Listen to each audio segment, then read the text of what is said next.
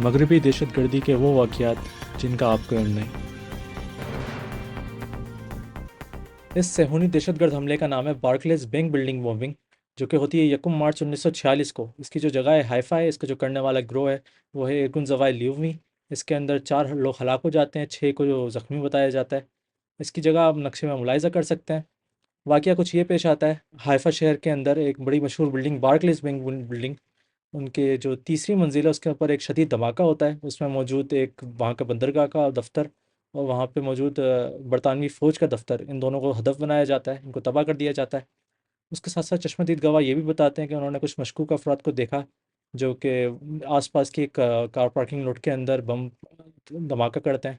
उसके साथ साथ उसके कुछ ही सड़कों आके एक बरतानवी फ़ौज की एक जीप जा रही थी, इसके अंदर 2 फ़ौजी सवार थे, उनको हदफ बनाया जाता है और उनकी जीप को तबाह कर दिया जाता है।